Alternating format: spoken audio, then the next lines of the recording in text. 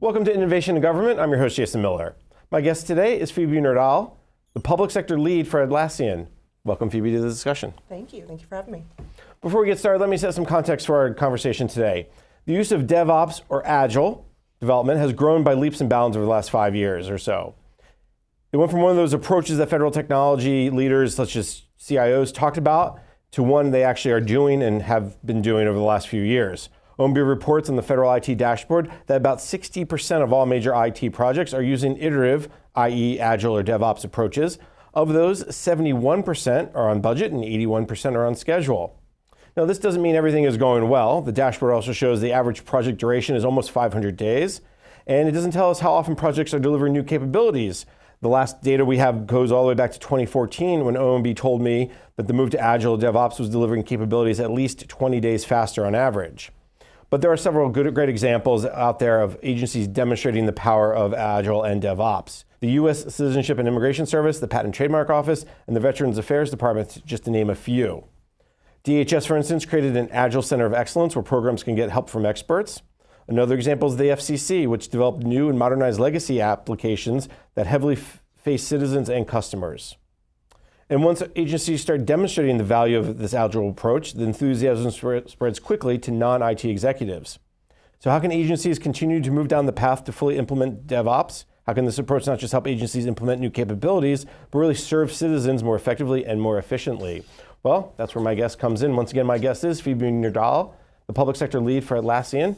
Phoebe, let's just start at the beginning. Software development, it's really this emergence of, and I'm using them as synonyms, and I know they're not, but DevOps and Agile are very close. Sure. What are the trends you're seeing around the use in government?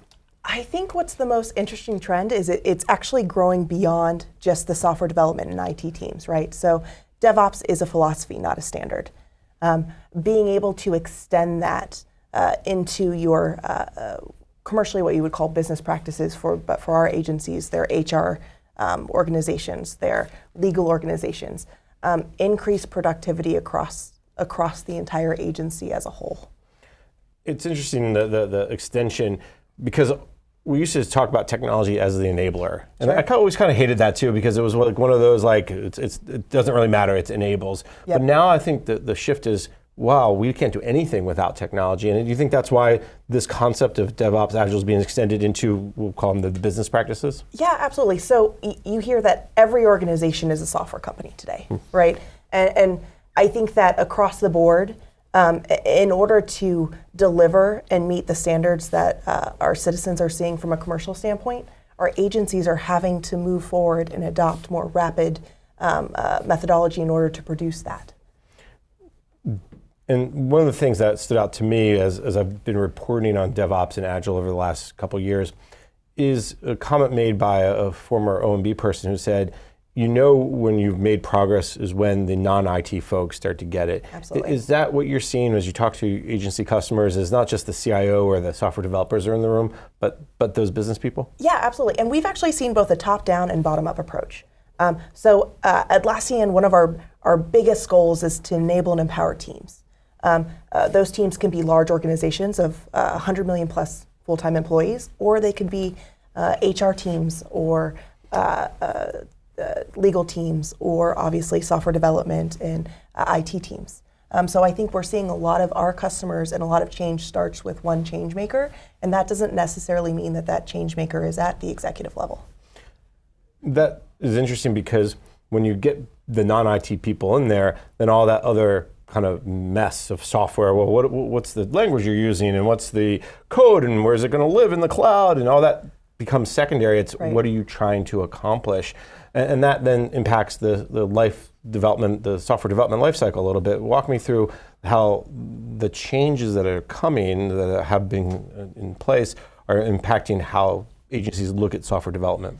Yeah, so the whole idea behind DevOps is obviously to combine agile methodology with continuous delivery, enabling you to produce better product, better processes, to have leaner organizations and leaner teams, so that you can scale to meet the need of your mission today.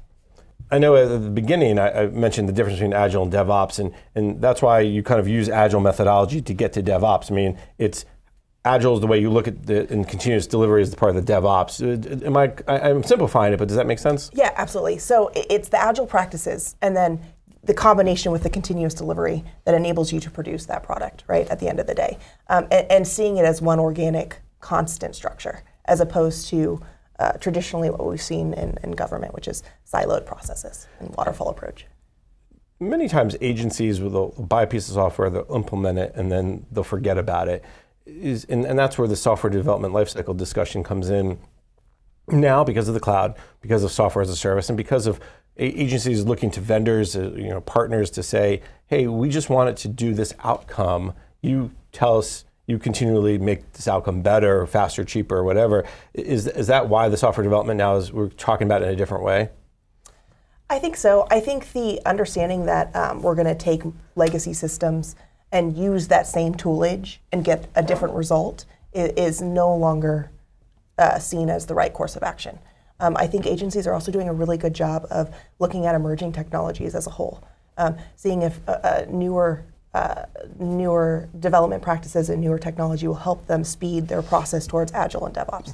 Are you seeing this with your federal customers? Like any examples that stand out to you of where they used to be really, well, we're going to turn it on and forget about it, to now they're constantly upgrading, changing, adding new capabilities? Yeah, absolutely. I think in the industry, a concern was always, well, what about shelfware? We don't want to become shelfware, right? I think for us at Atlassian, it's the usability of our products that's enabled us to kind of help mitigate any of those concerns and ensure that if we're supporting a customer, they're actually delivering on what they've asked of us. There's also a significant age gap, right? Within federal agencies, you have both millennials, boomers, Gen Zers, all trying to utilize the same platform.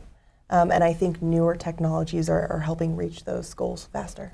The age divide's interesting too, because there's the expectation from the younger folks, we'll call them, but there's also the expectation of well, what's the new capability? When can I get this done? How quickly can you get this to me? Right. But that doesn't. But at the same time, it doesn't mean that the older folks, and for some reason I feel like I'm starting to get on that older folks side now, doesn't mean I don't want new capabilities either. It's how they're developed and how soon they're developed. Walk me through a little bit about that same perspective is now coming in from citizens. So DevOps and Agile are really also changing the approach for citizens. Yeah, absolutely. So I think that your citizens, on a whole, regardless of your age, are used to a commercial experience. They're used to mobile devices. Not every household has a computer. Every household has a mobile phone. And I think agencies are doing a better job getting information out to their citizens and improving citizen engagement through newer technologies.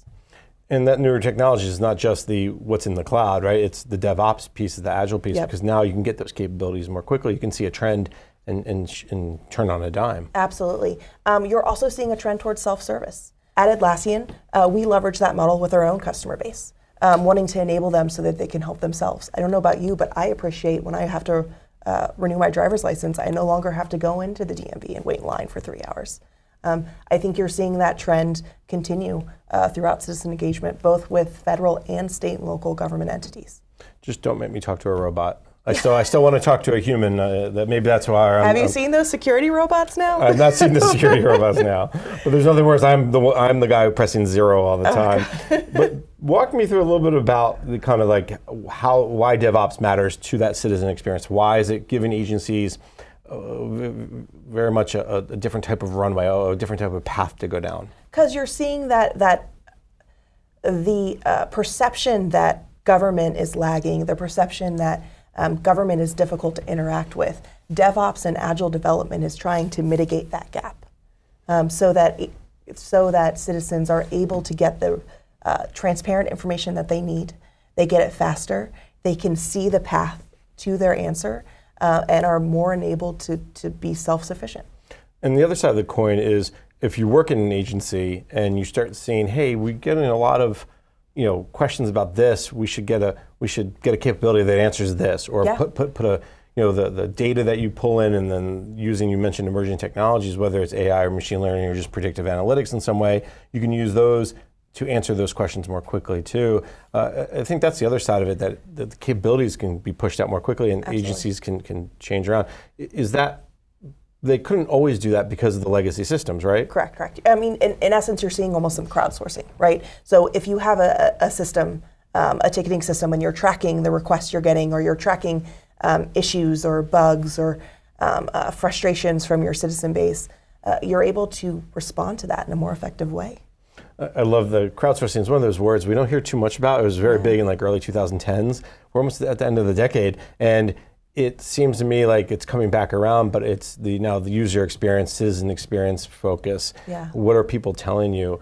When agencies are going down that path, do you see them bringing in either citizens? Do you see them bringing in, as you work with your customers, are they bringing in the mission folks better? Walk me through kind of what this looks like. I think they are. I think they're doing what we're doing at Atlassian. The government is our only vertical Atlassian to date. There's a reason for that. It's very nuanced, and it needs certain aspects to be addressed. That was very nice, by the way, very nuanced. That's a very nice way to say it. Thank you. Hey, I love government. That's why I'm doing it. You gotta love government. And that feedback from our customer base, from our government customers, to continually improve how we're delivering to them is critical to us. So in the same way that that's critical to us, it's critical to our customers. One of the things that I've seen time and again is when they start looking at, okay, what capabilities are next? And the mission side always wants kind of like the sun, the moon, and the stars, and the IT people are like, whoa, and then the security people are like, no, we can't do that. Bringing all that together into kind of that user-centered design piece, I think is really the biggest change I've seen, and one of the reasons why I think DevOps and Agile are taking hold. Yep. How it's without a doubt important to have the user in there. Do you see agencies bringing in their user? Do they understand the mission folks? Are they finding that common ground?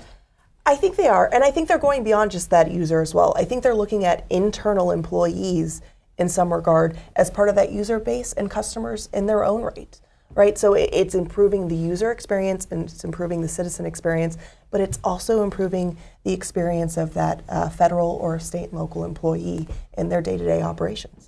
And that's a conversation I've had with other vendors around, well, who is your customer? Because if you think about, let's pick on the Interior Department, right? Right. Why them, who knows? But if you think about the Interior Department, they run national parks. Well, you go to a national park, and I go to everyone goes. So is everybody their customer? How do you really drill down? And I think one of the things that Agile and DevOps is allowing them to do is really focus. Okay, what's the capability and who's going to use it? I think that's one of the biggest changes I've seen. Yeah, absolutely. Well, let's take a quick break. When we come back, we can continue our conversation. You're listening to the discussion Innovation in Government, sponsored by Carahsoft on the Federal News Network.